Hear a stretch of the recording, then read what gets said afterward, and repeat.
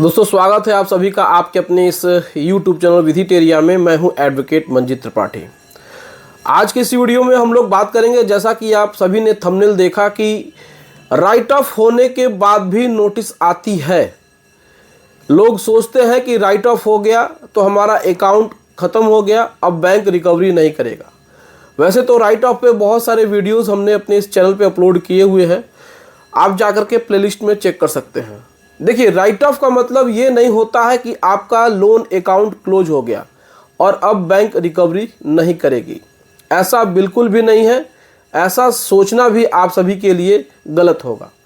Right of का मतलब ये होता है कि बैंक अपने खाता बही में से आपके अकाउंट को एनपीए कैटेगरी यानी कि गैर निष्पादित खाते के रूप में तो करती है, साथ ही नॉन रिकवरेबल अकाउंट के रूप में वर्गीकृत कर देती है, यानी कि classified as a non recoverable account.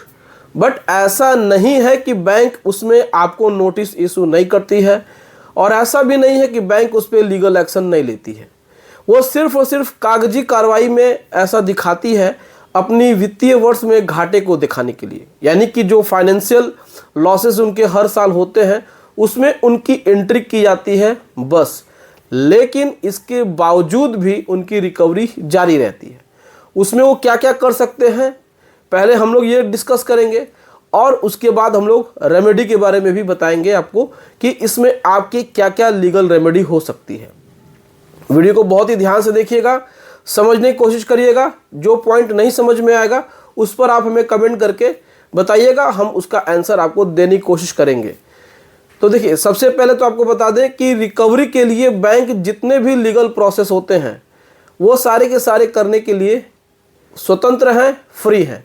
सबसे पहला, अगर ईसीएस एक्टिवेट है, नैच है, तो उसमें वो ईसीएस बाउंस का केस वही पेमेंट एंड सेटलमेंट एक्ट में करते हैं।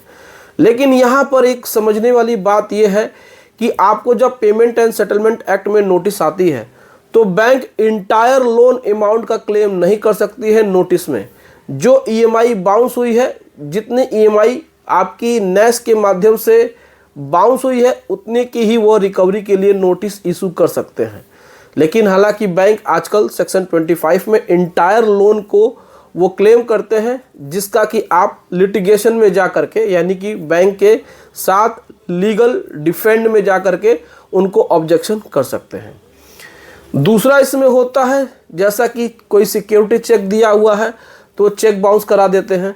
हालांकि चेक बाउंस अब पुराने मैटर हो गए हैं, ईसीएस ही ज़्यादा चलते हैं। उसमें फिर आर्बिट्रेशन कराते हैं। आर्बिट्रेशन में वही प्रक्रिया होती है, पहले प्री आर्बिट्रेशन भेजते हैं, उसके बाद फिर सोल आर्बिट्रेटर भेजते हैं, उसके बाद आर्बिट्रेशन की प्रक्रिया स्टार्ट कर देते हैं, और उसके बाद तमाम आर्बिट्रेशन संबंधित आपको नोटिसें भेजते रहते हैं। उसके बाद इतना ही नहीं, बैंक ये भी करते हैं कि आपके खिलाफ जो 406, 420 था पुरानी आईपीसी में, अब वो बीएनएस में हो गया है 318/2 और 316/4। तो ये भी करते हैं बैंक। लीगल प्रोसेस वो पूरा का पूरा यूज़ करते हैं। अब इसमें रेमेडी क्या है कि जैसे ही आपके पास कोई नोटिस आती है कि भाई हम आपके खिलाफ लीगल एक्शन लेना शुरू कर रहे हैं, तो सीधे सीधे उस लीगल नोटिस का रिप्लाई आप कर दीजिए। उस रिप्लाई को किसी एडवोकेट से ड्राफ्ट करा लीजिए, या खुद से भी ड्राफ्ट कर सकते हैं, लेकिन उसमें कुछ पॉइंट्स आपको मजबूती के साथ रखना होगा।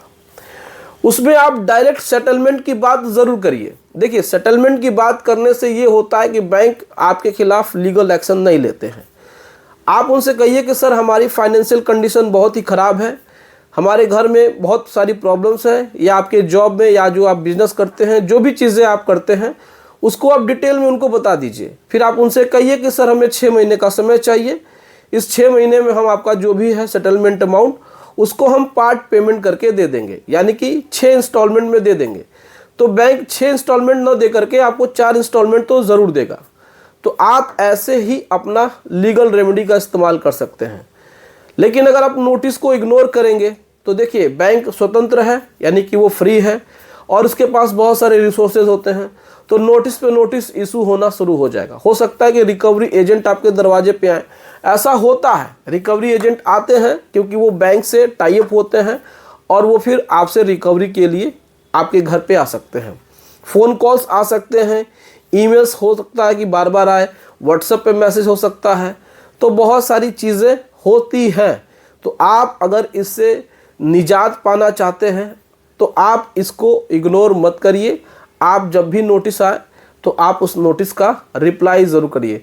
इससे ये होगा कि आपका सेटलमेंट ज़रूर होगा, जल्दी होगा और बैंक सेटलमेंट करने के लिए तैयार हो जाएगी।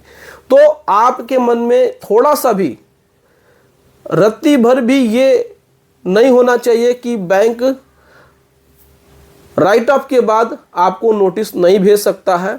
बहुत सारे लोग कमेंट में यही पूछते हैं कि सर बैंक क्या राइट ऑफ के बाद भी नोटिस भेजता है, रिकवरी करता है? तो वो बिल्कुल कर सकता है। तो आप लोग इसको सीरियसली लीजिए, आप लोग इसको लाइटली मत लीजिए।